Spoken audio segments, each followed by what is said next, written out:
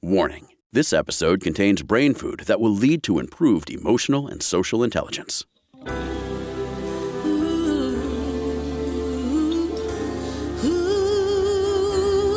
Give us 1 hour and we'll help you change the way you think about happiness.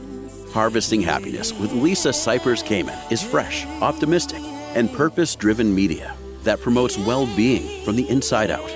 Each week, Lisa spotlights diverse trendsetters and change agents who are the greatest contemporary thinkers and doers, devoting their lives to creating a better world in which to live. Your host, Lisa Cypers Kamen, is a widely recognized applied positive psychology expert, author, documentary filmmaker, and lecturer specializing in optimal lifestyle management. Let's get to it. Here's Lisa.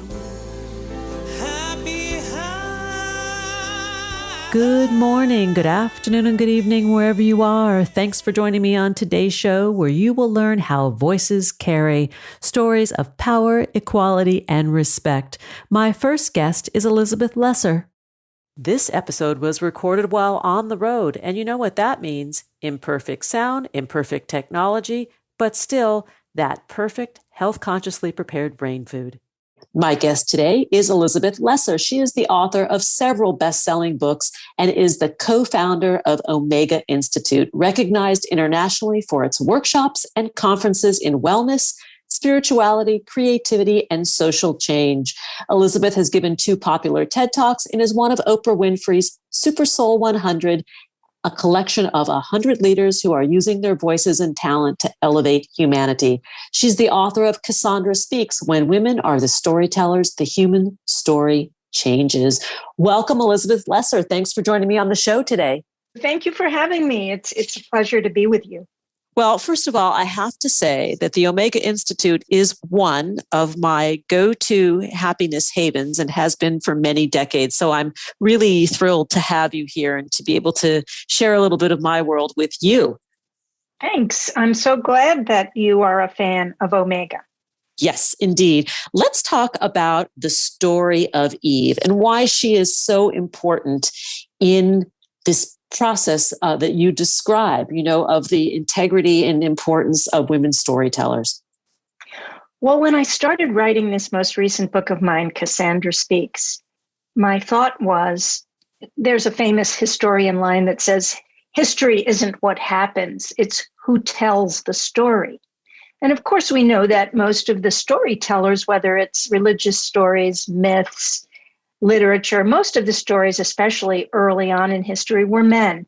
And I really asked myself, what would be different if women had been equally empowered and valued in telling stories? So, of course, the first story you want to look at is Adam and Eve, the first Western story of creation.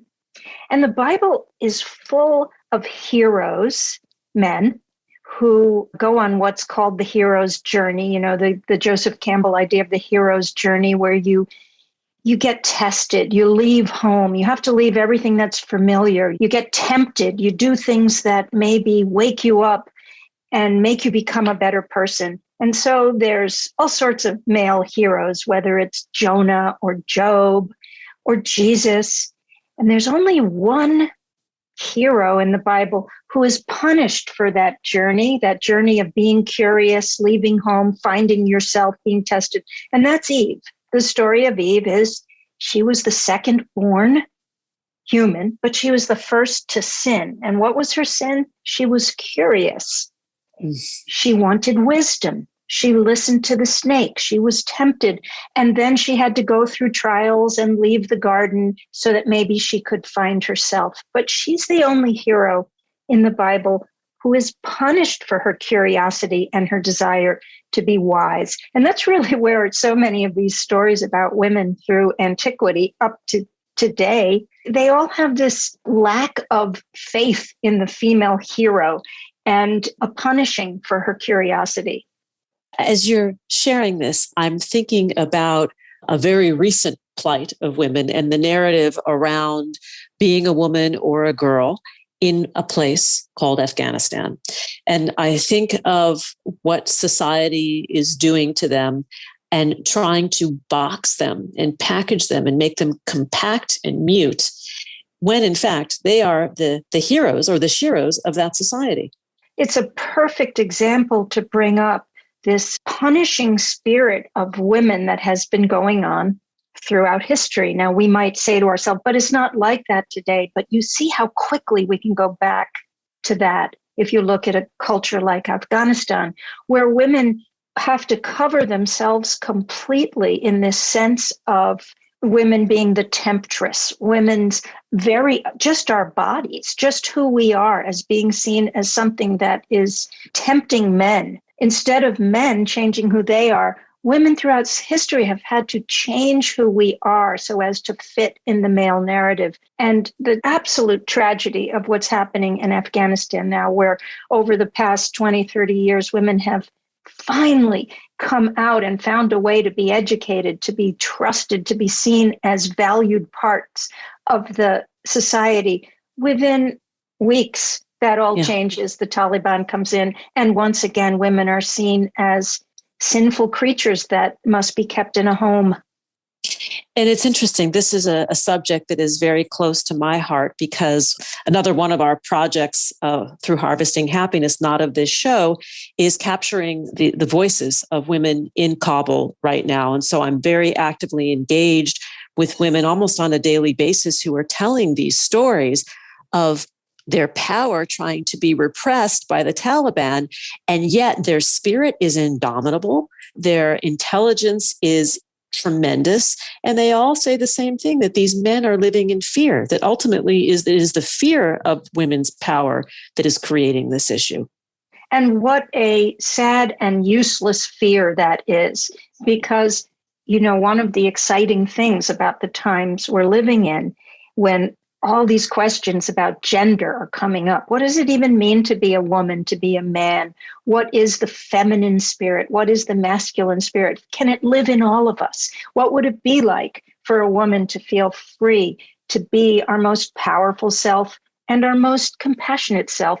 What would it feel like for a man to be able to be that? And especially in the younger generations now, you see so much being played with that, I am a human. I have multitudes within me. I am everything. Therefore, why should a man be afraid of women's power when we all have these marvelous stews of gender and hormones and creativity within us? And when we talk about stories, right, sort of the human condition and, weaving this tapestry that becomes the story of our life and our culture, that we can blend all of this, right? That we're not to be feared, but to be revered and enjoyed. And conversely, that men get to express these aspects of themselves. That's the hope, anyways.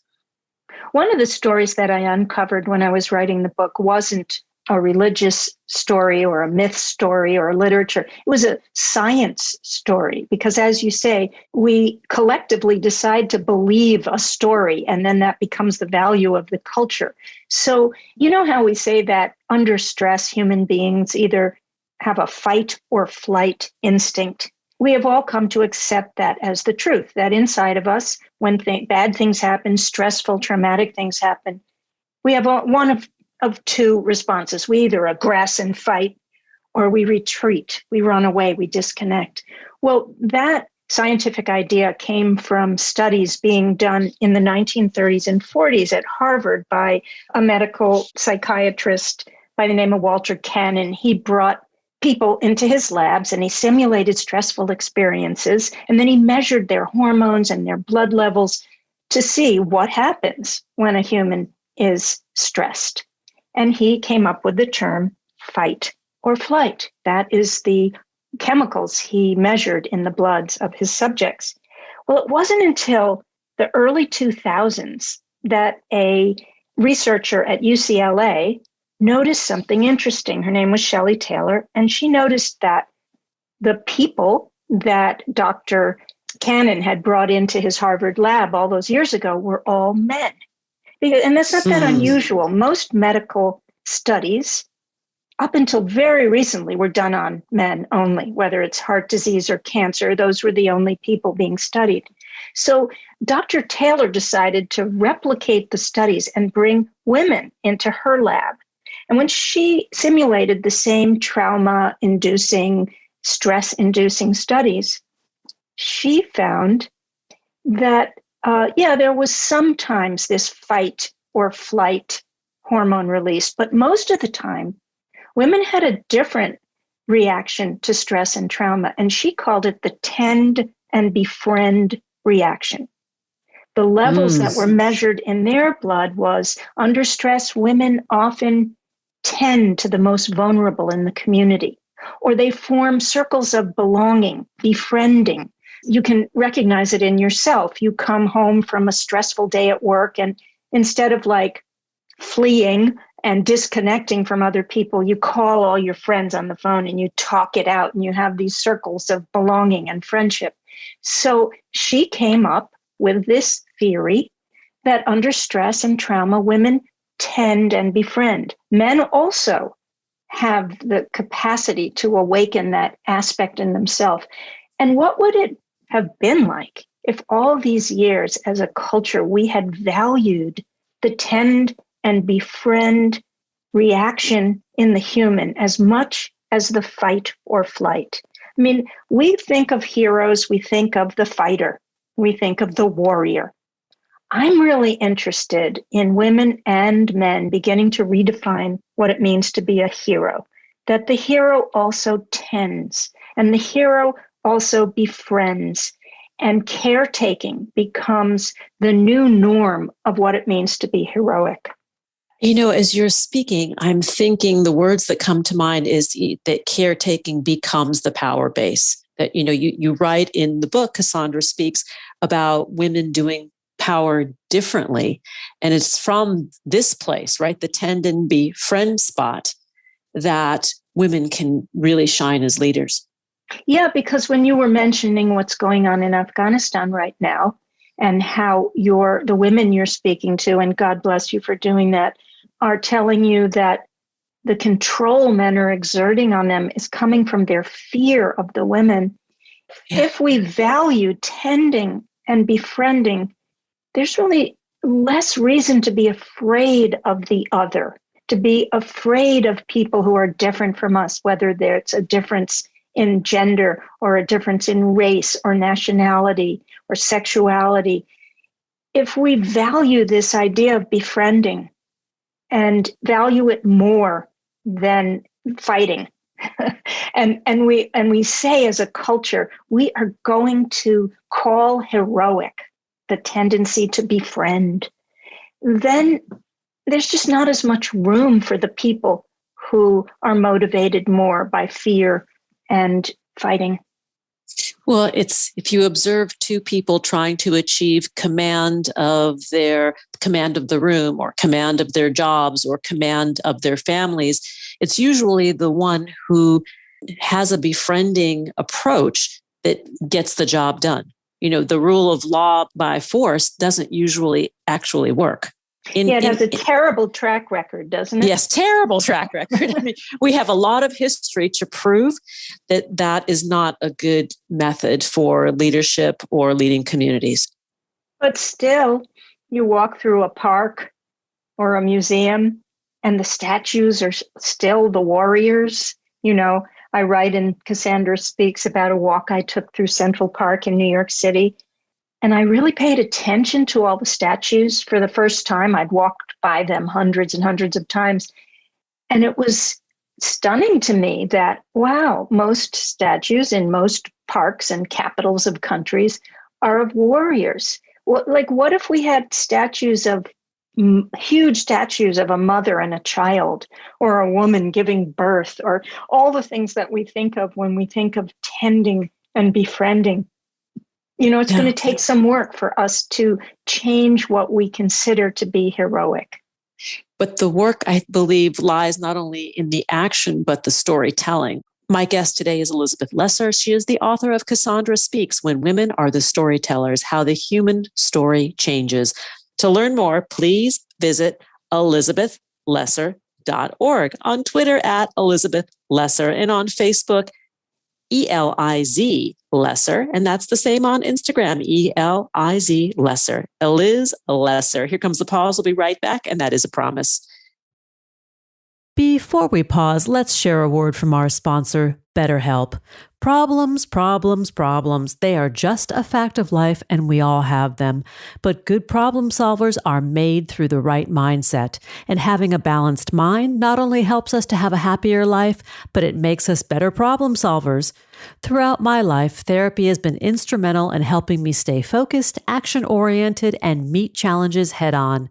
This means less stress and anxiety for me and the benefit of being more confident and productive. A good therapist is like having your own personal cheerleader to support you through the roller coaster of life.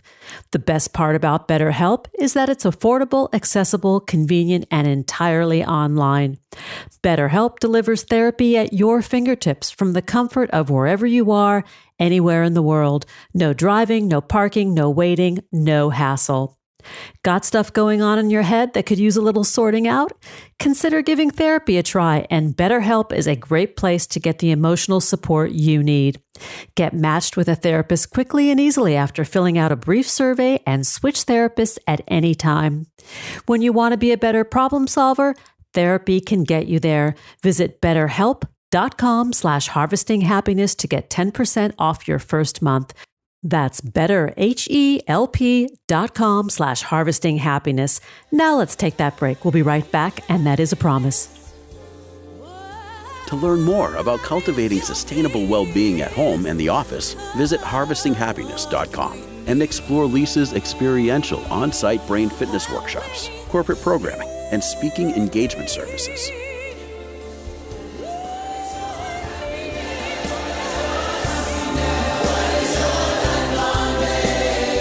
And we're back. But before we return to the conversation, let's talk about getting the kids back to school, restoring the daily routine, and getting ourselves back down to business. How are you planning to gear up for fall and attract the right people to your team to help your business fire on all cylinders? Right now, our team is actively seeking advisory board members for a startup venture, and LinkedIn Jobs is my go-to network to find the right talent to help us soar.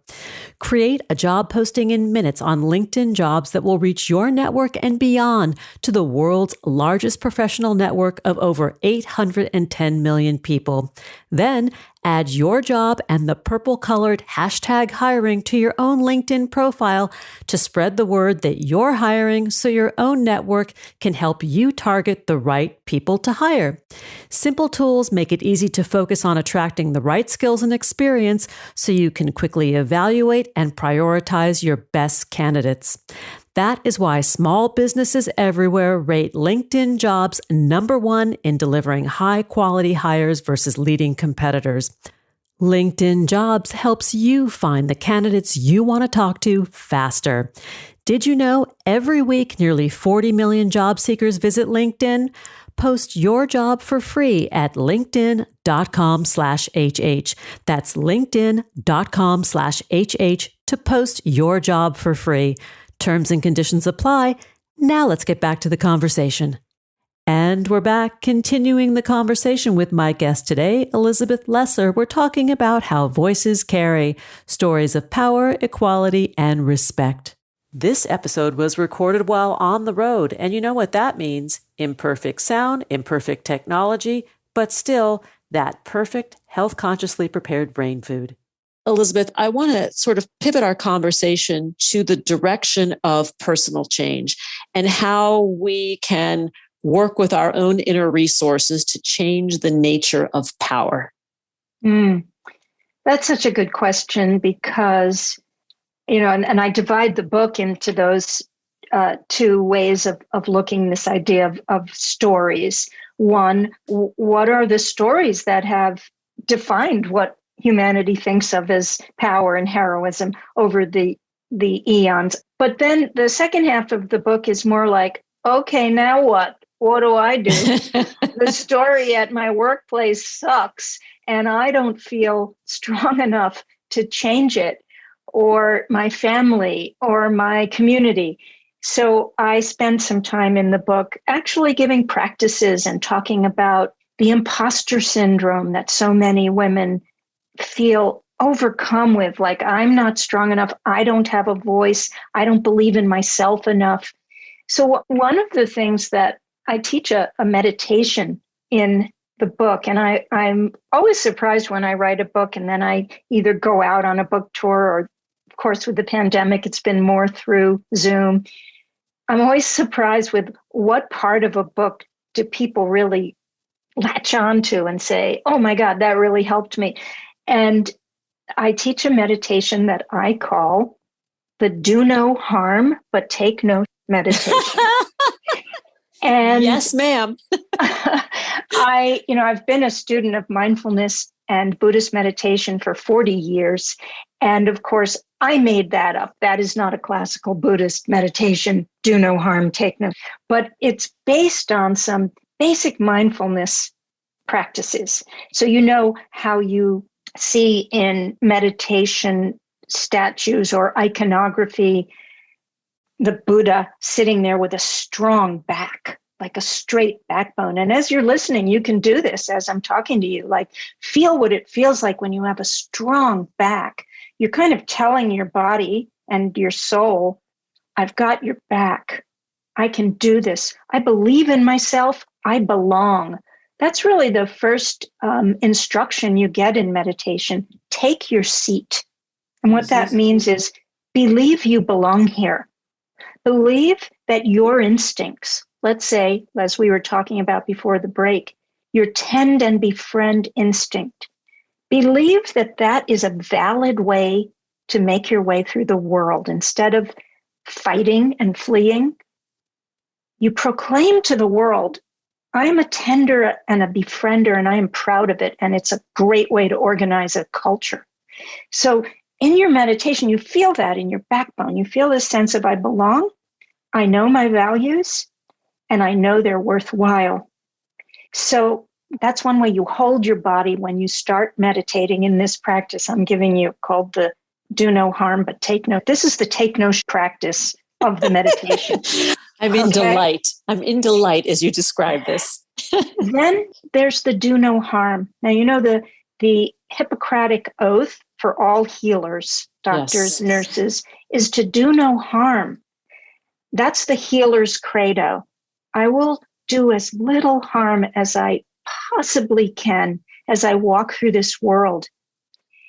And that is the credo of the tender and the befriender. I will do no harm. That is a very powerful way to go through the world.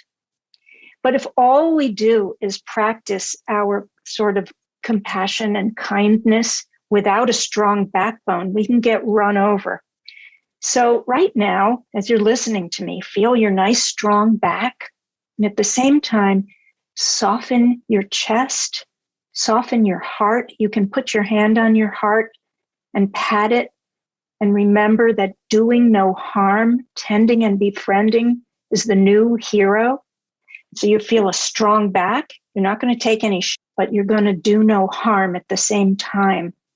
This to me is the practice of the new way of being a hero. Strong back, soft front, take no do no harm, both together. I love this. Strong backed, soft front. That's and if it, you look right? at all the pictures of whether it's Buddhist iconography, Christian, the female heroes or the spiritual heroes all have this strong back and soft front. It's a very powerful image, to think of oneself occupying our bodies and space and life in this position. It's a story. It's a story you carry in your body. And as you go into a room at work, your body says, I belong here. I know who I am. I'm someone to contend with, and I'm your friend. I know you belong here too. I know your values are something I want to hear about.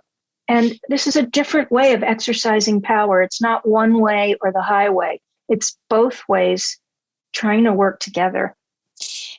Not only is it exercising power, but it's actually being in the space of power. Mm-hmm. How are men and women wounded by the traditional patriarchy? Like a whole lot. I mean, I have 3 sons. I have grandsons. I have a husband. I'm a great admirer, partner, lover of men. And I see how much them cutting themselves off from their tending and befriending have harmed men and have harmed society and have harmed women. But most of all, it's harmed their own experience of life. I mean, I love being a woman. I love being someone who from an early age was told that I could feel and cry and talk a lot and put my arms around my friends. And like, what a gift that is. And if you think of little boys, they start out that way. And then they're told as they grow. And I know it's less now, but it still is, especially if you go all the way to cultures like Afghanistan, where men are supposed to be tough and cut off from their feelings. How can you know what someone else is feeling if you don't know what you are feeling yourself? How can you know what the world is feeling if you don't respect your own feelings? I have a dear friend, Eve Ensler, who's the person who wrote the Vagina Monologues. And she always says, I am an emotional creature. And she says that with pride. So women's emotional intelligence to me is a blessing. And I feel men have been very wounded by not being allowed to be emotional creatures. And of course, we know the way women have been wounded, from the abject wounding of sexual wounding, but also just this sense of not believing in ourselves, not believing that the message and stories coursing through our blood is not as important as the instincts and stories of men. Amen, sister. That's all. We're out of time, and it's like I can't put a finer point on it than you did. So I'll just say amen. And thank you for being with me. And my guest today is Elizabeth Lesser. The book is Cassandra Speaks: When Women Are the Storytellers, the Human Story Changes.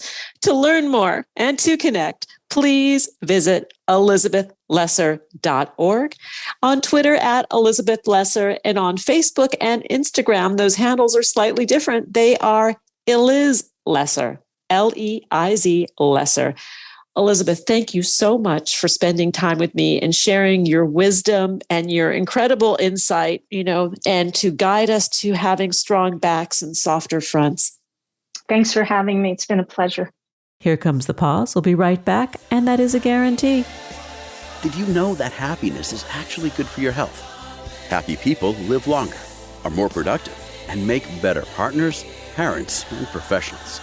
Connect with us on Facebook at Harvesting Happiness, and follow Lisa on Twitter at Lisa Kamen for a daily dose of inspiration.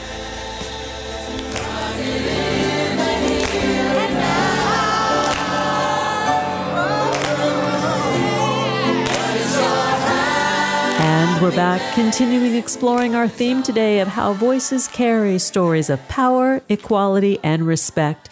My next guest is Donna Freitas, who has written more than 20 books, both fiction and nonfiction, for adults, children, and young adults.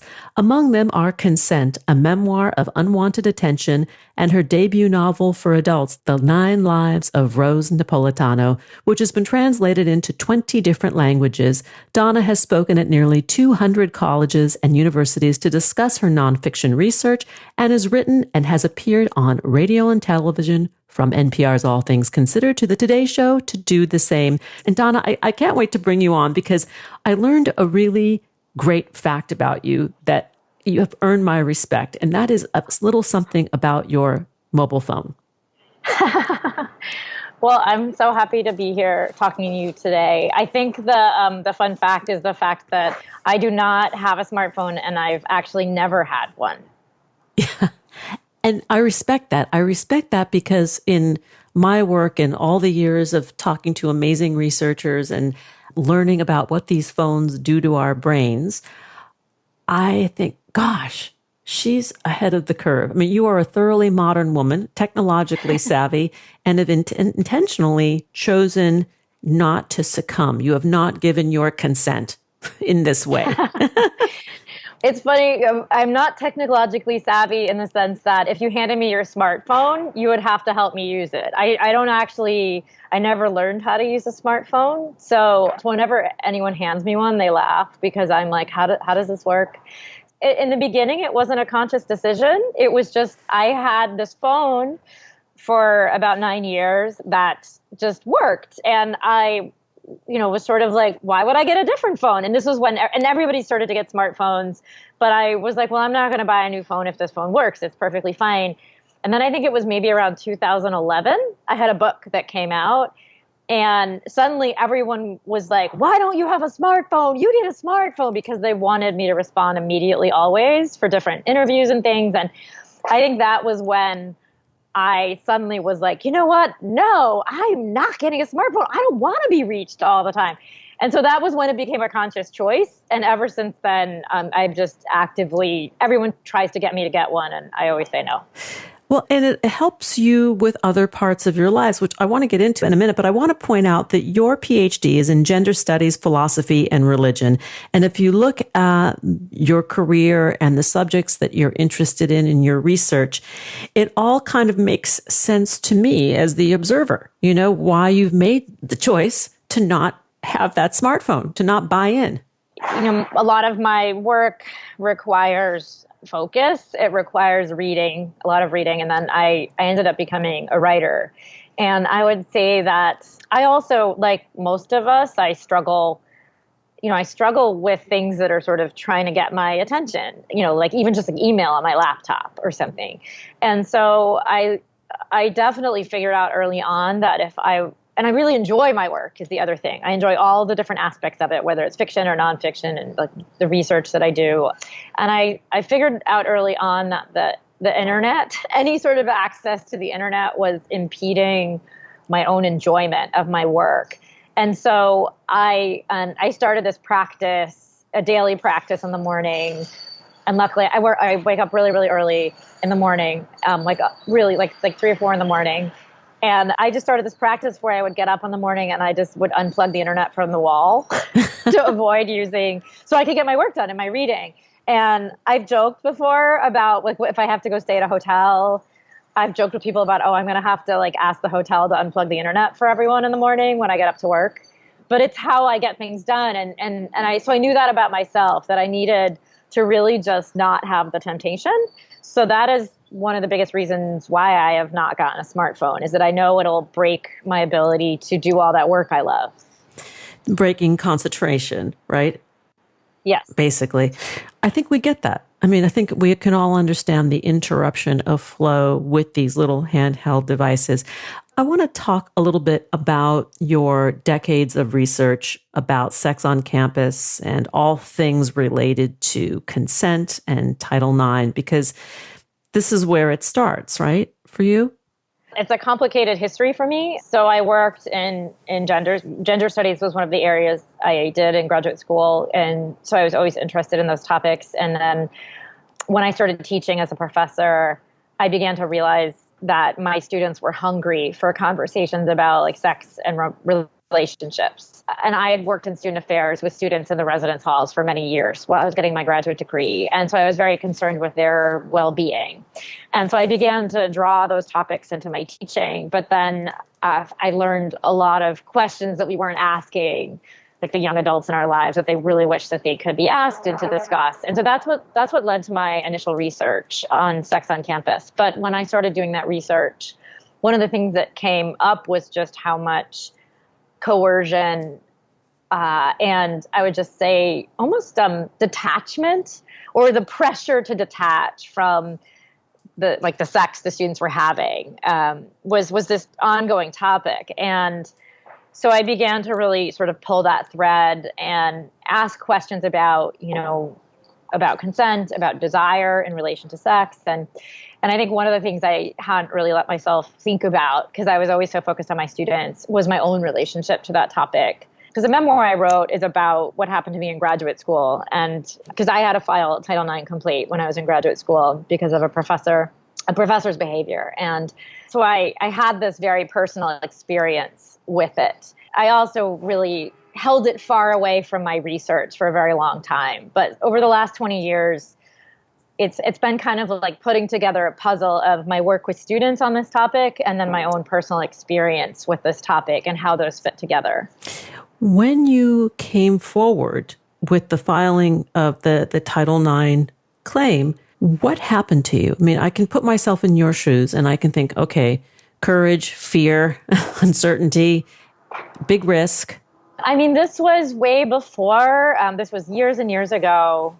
So more than 2 decades ago. So it wasn't at a time when we were talking about these issues. And I felt incredibly alone. I was also, it was a last resort for me to come forward and to make a complaint because I tried to handle everything on my own. And I think like so many people who end up coming forward, you worry about the repercussions of doing so, whether or not you'll be believed, what will be the impact to you on your future. In my case, I worried about the future of my career. You worry about being judged. And to be honest, it's when I think about, there's what happened to me in graduate school, which was a pretty long ordeal. It went on for about 3 years. And then there was the part where I came forward. And, it's hard for me to decide which experience was worse. So it was a pretty terrible time in my life. And so I think now that I look back and sort of think about all the work that I've been doing on campus for so long, I can also realize how connected it is to my desire to change things for students now, or to sort of figure out, like, how can we make the experience of coming forward better for people now? So, and I'm also wondering is how having conversations can enhance or enrich our language or our relationship language so sex is not weaponized. Well, one of the interesting things I found out in my research, like immediately when I first started doing it so many years ago, was that, we've definitely, as a culture, we've passed on the idea that you're not supposed to care about sex, like almost a literal version of being casual about sex, that like casual sex is the ideal and you have to literally be casual about it. And the students will talk about how they work really hard to show how little they care about their partners and that it's an expectation to not care, even if they care so much. And I remember thinking, like, this is a mess. Like, how have we gotten here? Like, this is like the antithesis of sexual liberation, right? Like, if you're liberated sexually, like, you should be able to, like, express your desires. And so if you care, you should be able to care. Like, you shouldn't be forcing yourself into some box about, some sort of idea about sex that's not yours, that you actually resent. And I would say the theme that came up so much was that students were trying to conform to a set of expectations around sex that they not only didn't agree with, but that they resented. And so even if you're just thinking about consent in that context, it's problematic. Yeah. But one of the things that the students would talk about as like really important toward the end of not caring was not talking to your partner while you were hooking up. And I remember the first time someone said that to me, I was like, well, like what? How do you even know that they still want to be there? And, this was kind of a question that would stump the students. And that's when I started to think about how wow, this is a disaster for sexual assault. And one of the things that was also happened in my early research was so many young women specifically reported sexual assaults to me in their interviews without actually naming them as sexual assaults. And so I heard them as assaults. I knew that they were assaults, the stories that they told about them, but they just breezed right through them as though it was just like a normal sexual experience. And so that was when things were really coming together for me. And I thought we've got to figure this out. And that was back in 2006. So that was way before our culture really started talking about sexual assault on campus in a public way, and where we started talking about Title IX. And also what I'm hearing you say is there was this bifurcation of the physical and the emotional, a complete disconnect from the body.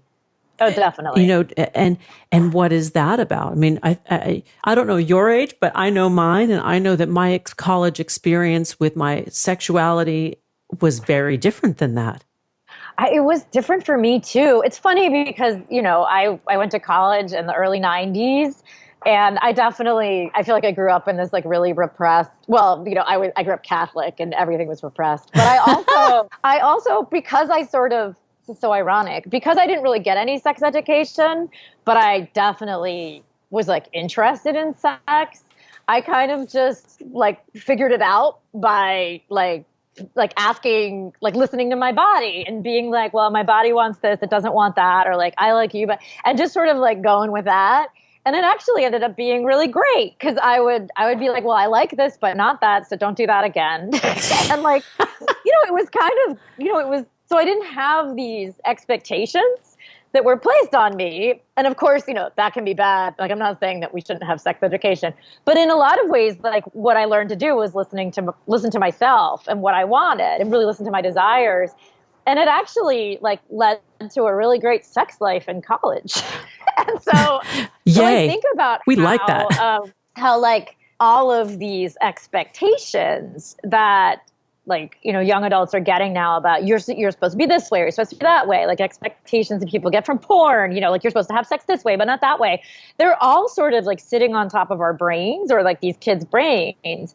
And so sex becomes an act of performance, as opposed to something you do because you're like, yeah, this sounds awesome. My body wants this, or I really want this.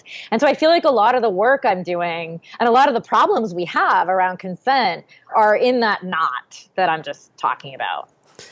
We'll come right back. To learn more about Donna Freitas, please go to www.donnafreitas.com. You can find her on Instagram at Donna Freitas Writer. We're talking about Consent, a Memoir of Unwanted Attention, and also the 9 Lives of Rose Napolitano. We need to talk about her too, Donna.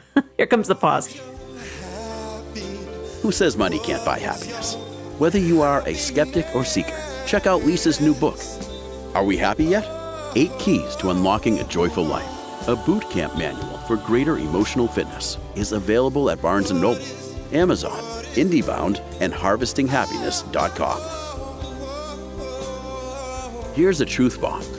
Emotions are contagious, and happiness is a universally desired state. But we tend to forget that we all have the freedom to be happy or the liberty to be miserable each day, regardless of external circumstances. Explore the journey of human happiness, how to find it and keep it, with Lisa's documentary film, H Factor. Where is your heart? Visit HarvestingHappiness.com to learn more.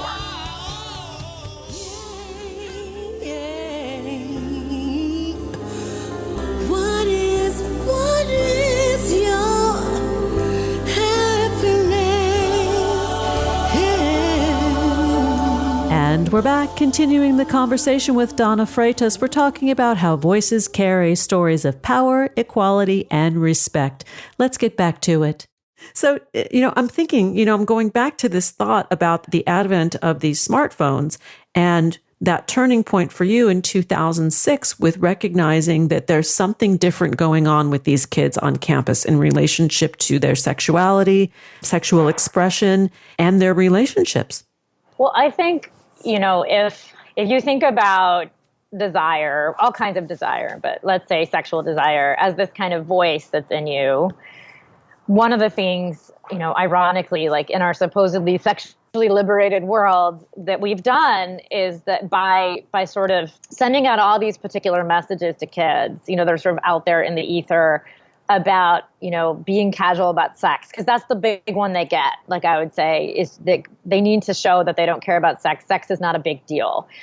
The effect of that is to sort of silence that voice of desire in them, or to never really allow it to develop. And, I think, I know you wanted to talk a little bit about the smartphones and social media, which is like one of the changes that was happening at the time during my research.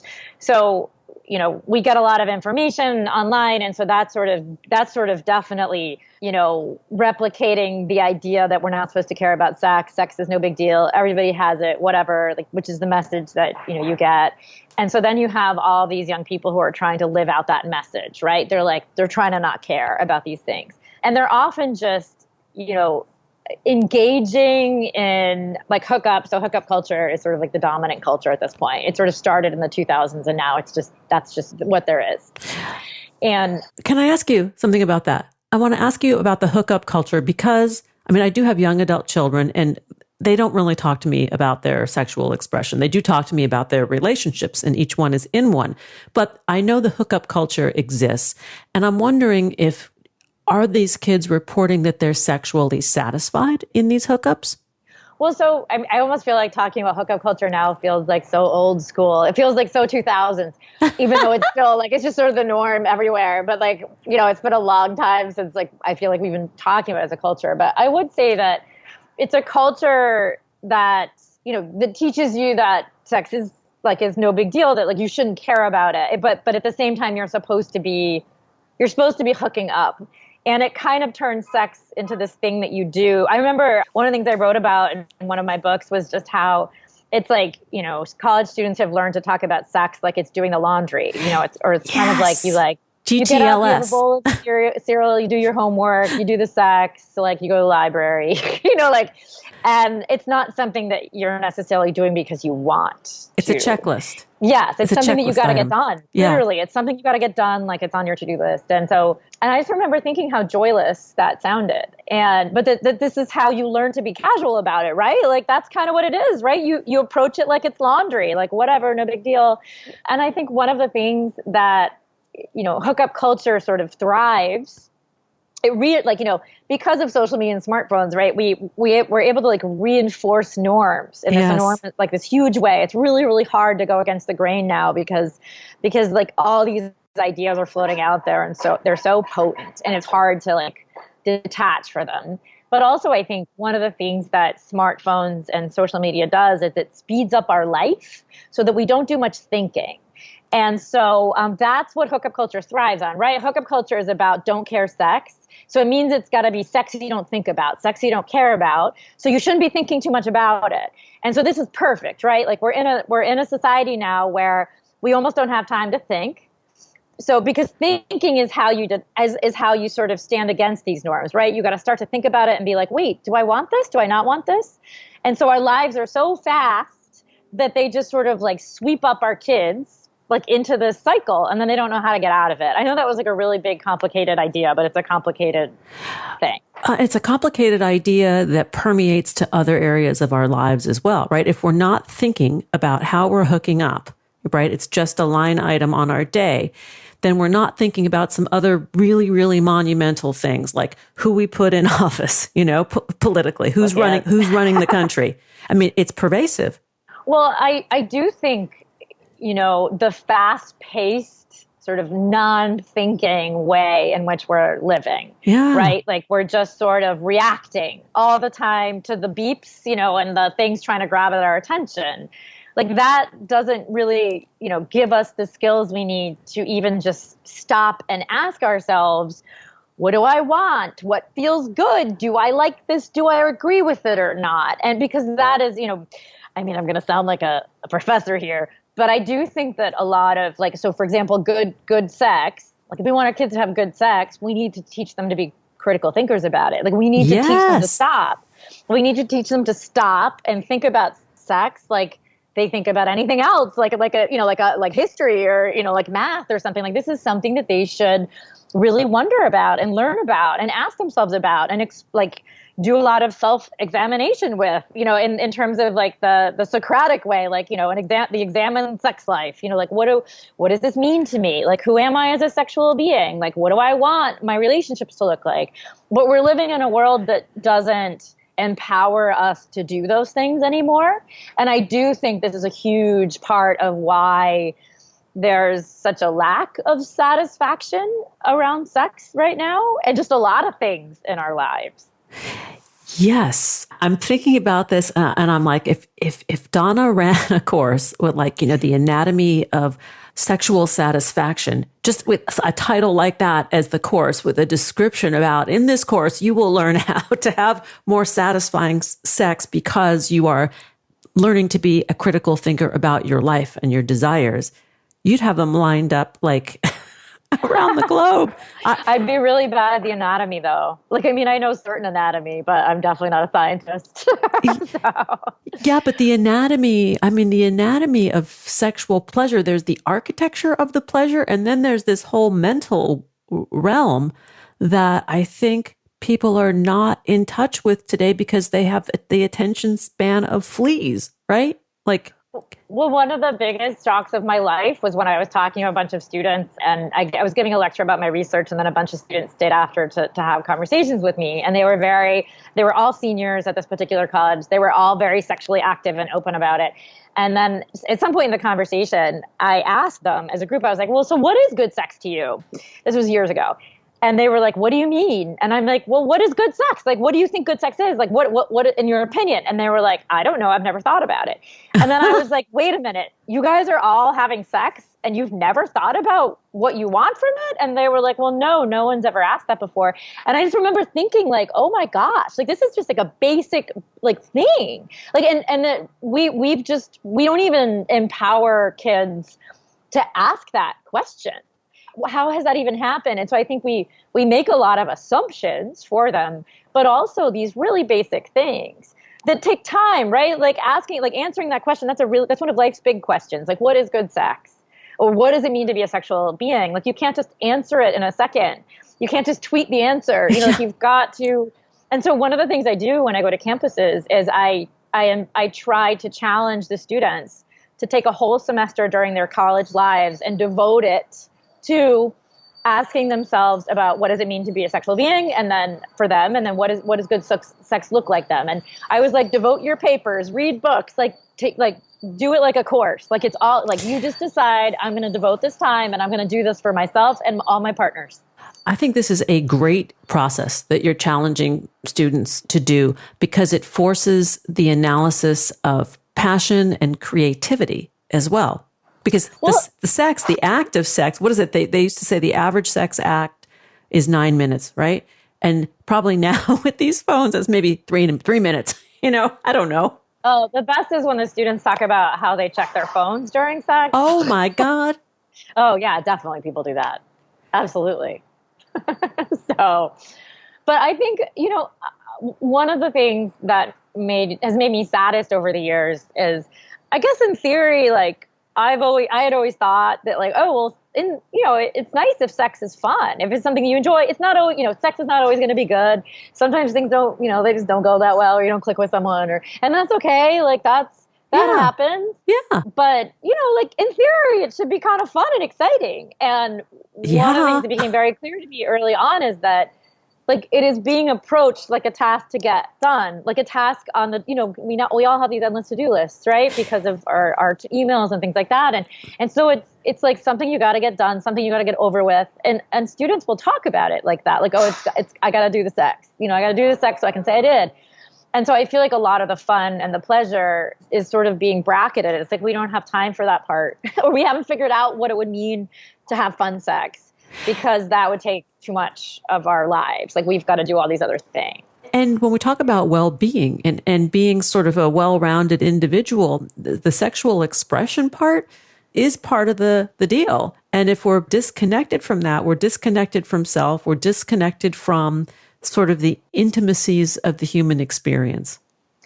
Well, I definitely feel like, this is a bigger conversation. Yeah. But to me, the key to consent is not in all this stuff we're talking about in society, like yes means yes and no means no, as though like those words are going to magically make everything okay. Because the problem is that you have generations of young adults who are disempowered around sex, who don't feel empowered, who don't even know their own desires often, but also definitely don't feel empowered to express them, and are learning that the best thing that, like, what they're supposed to do is perform a set of cultural expectations around sex that they didn't come up with, and that they don't even necessarily like or that feel good to them. And so you have cultural expectations that are stealing their voice. And really, I feel like, like we got to back things up. Like we're talking about yes and no, but really this is about much more. Like, this is about our relationship to sex, period. and our ability to even like get to know our own desires or feel empowered to ask ourselves what they are. And so I feel like there's so much disempowerment around sex under the guise that this is sexual liberation. That are, our conversations about consent are just really, they're so surface as to be meaningless. And so even though it's good that we're talking about it, I feel like we're not getting at the deeper issue that's actually going to fix the problem. From your description, I go to the mental hygiene. I go to our emotional fitness. If we're not emotionally fit in all these areas of our lives, the physical manifestation of that, the expression of our sexuality can't be fully realized. So if it's just a checklist item and there really isn't the consent of self with self, right? That's what I'm hearing you say. Like if we don't. Oh, yeah. I mean, I think this is like a know thyself question. I mean, yes. I do have philosophy in my background, so yes. I'm a big fan of like all, the examined life. I do think that is really the topic. And, one of the things that makes me so sad about college today, in theory, it's supposed to be this place where you ask all the big questions, right? And we're still like teaching our students like not to use I in their papers, which drives me nuts.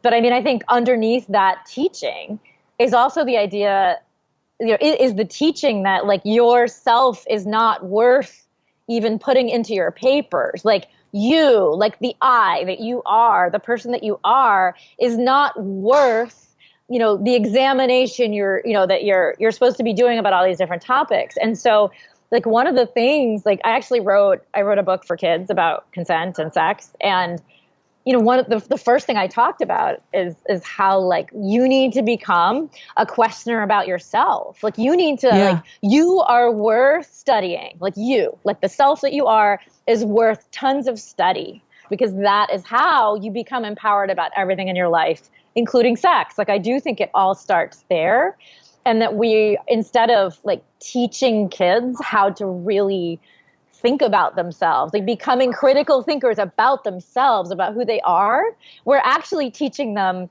to be, think about everything else but themselves.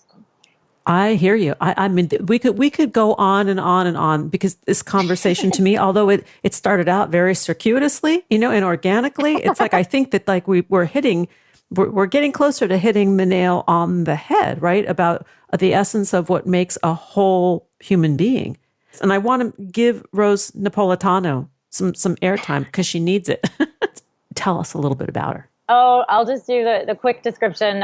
So I also write novels, and which is related to all the other work, even though I know that sounds probably strange, but in my head it all relates. But I wanted to write a novel about a woman who didn't want to have children, because I haven't really seen her in books like ever, unless she's like, the sad old spinster or the crazy woman that we lock in the attic. And so I wanted to write that story, and I couldn't decide how to write it. Like, would I write about a woman who didn't want to have a baby but had one anyway and then had to deal with the consequences? Or would I write one who refused to and then, had to deal with the consequences? And it became The 9 Lives of Rose Napolitano, because I wondered, well, what if I could write all the different ways I could envision her story? And so it's about a woman, 9 different versions of the same woman. And she, in some versions she has a baby, in some versions she doesn't. And you see the repercussions of that choice and how it impacts her marriage, her career, her friendships, her relationship with her own family and her parents. And that's what it's about. Oh, so a very good set of stories. Thank you. Very juicy. I mean, very, very topical and relevant to the rest of our conversation. Donna, please come back and hang out with me. And I really mean that. But I want to send our listeners over to donnafreitas.com and on Instagram at donnafreitas.writer. And we've been talking about Consent, a Memoir of Unwanted Attention, and The 9 Lives of Rose Napolitano. Thank you so much. Thank you for having me. I love the conversation. Me too. Thanks for joining us on Harvesting Happiness today. This is Lisa Cypers Kamen on behalf of my guests, Elizabeth Lesser and Donna Freitas, wishing you kind thoughts, kinder words, and the kindest of actions. Until next time, remember, happiness is an inside job. Happiness is your inside job. Please go out and rock your day, and remember to be kind to one another. Keep harvesting your own happiness anytime and anywhere from the comfort of wherever you are. Subscribe, listen, and share hundreds of downloadable episodes via our free app or from our libraries at toginet.com, iTunes, Google Play, and other fine podcast platforms. To learn more about Lisa's global consulting services, please visit harvestinghappiness.com. Spread more joy by liking us on Facebook at Harvesting Happiness and following Lisa on Twitter at Lisa Kamen. Harvesting Happiness is produced in collaboration with TogiNet Radio, KBUU Radio Malibu.net, and is available on PRX, the Public Radio Exchange.